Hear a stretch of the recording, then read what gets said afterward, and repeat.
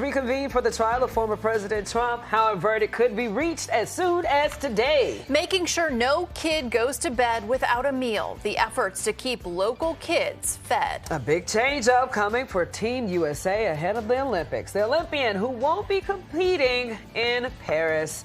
Good morning and thanks for waking up with us on this Thursday. I'm Daphne Gray. I'm Jenna Zibton. A nice cool down headed our way again. Chris is here with the check of our forecast. Kind of get the best of both. We start out nice and cool in the mornings. The afternoons are nice and warm, typical of spring for us. Although temperatures right now in Martinsville almost resemblant of kind of like October, right? 51 degrees, low humidity, sunshine, no complaints out there right now. UV index is still very high. So even though we're not in the mid to upper 80s or anything, the sun this time of year is strong. So if it's relaxing outside, maybe doing some work, just make sure you've got the sunscreen.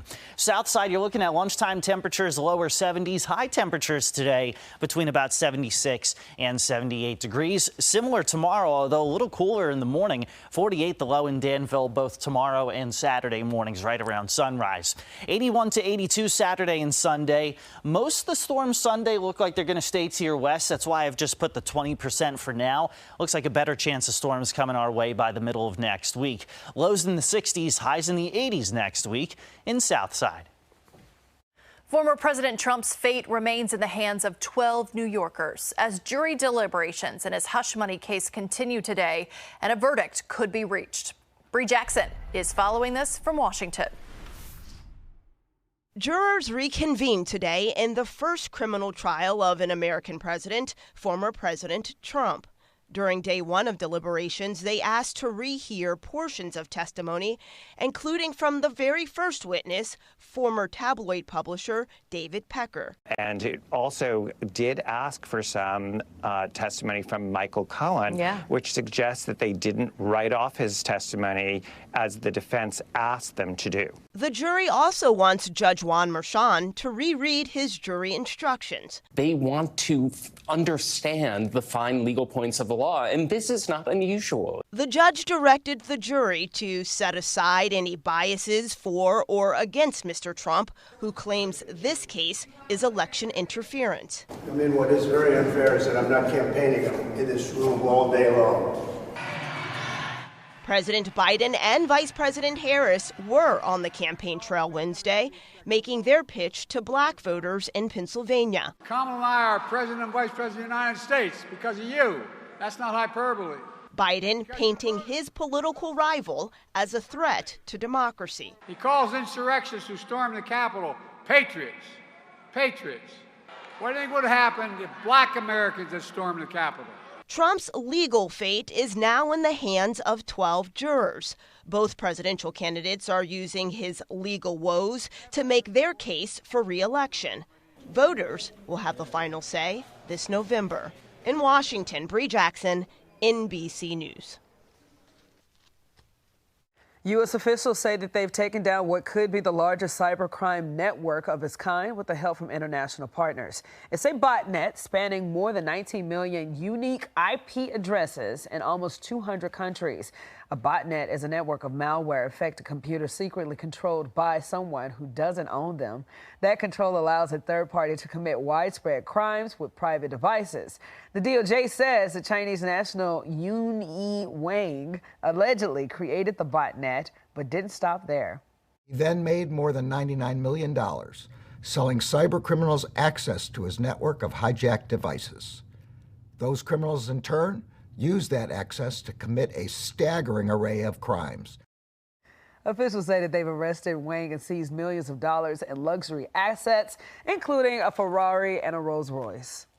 No Kid Hungry Virginia is easing the stress level for many parents of Franklin County students. It awarded a large grant to help provide meals for kids over the summer. Pulaski County had a meal program set through June, but with this $30,000 grant, they're set for the summer until school starts again. How much can that help y'all?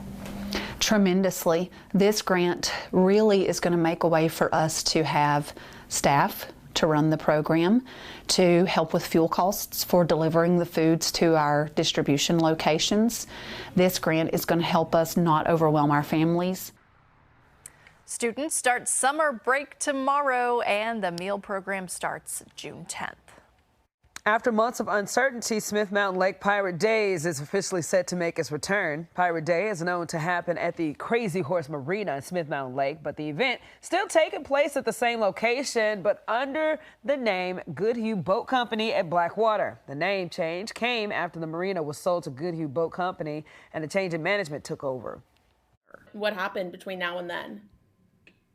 We went back to Goodhue, and under new terms and through negotiation, we're able to get them to allow us to come back to their property with the former Crazy Horse Marina.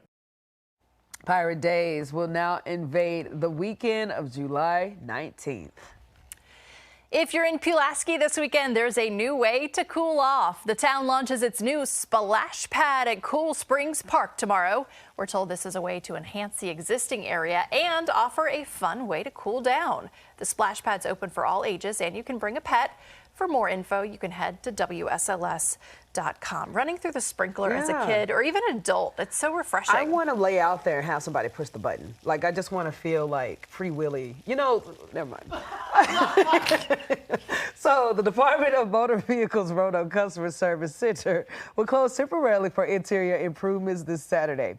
The office at 5220 Valley Park Drive will close at noon on Saturday, June the 1st, and then reopen Monday, June the 10th. For vehicle-related transactions such as registration renewals, titles, license plates, and decals, customers can visit the DMV partner in the Roanoke City Treasurer's office on Church Avenue. Nissan issuing a do not drive warning for nearly 84,000 older model vehicles with recalled airbags.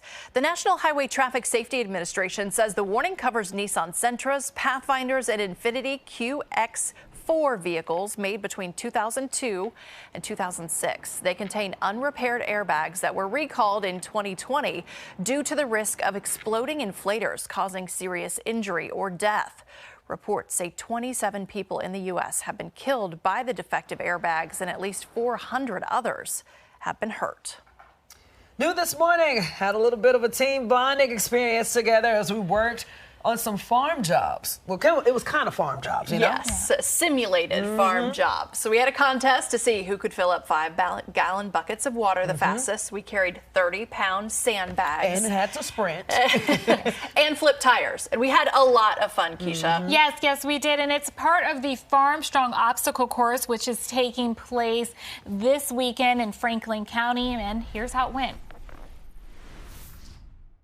A lot of strong farmers here, so the outsiders are going to have to prove that they are farm strong like a lot of Franklin County folks. How heavy are these? Yep. Roll it back. Let it go. There's about 15 elements in the race this year. That's everything from fording a river to jumping over hay bales, to moving tractor tires, to some obstacles that'll test your finger strength for picking green beans all day. You can pinch and roll it or whatever right there. Grab the strap. I'm the last person, yay! So it's a chance for, big people, we say 13 and older, to come out and just have fun, to work hard, to kind of pay tribute to some of the roots of, our generations that have gone before. A lot of our grandparents were farmers.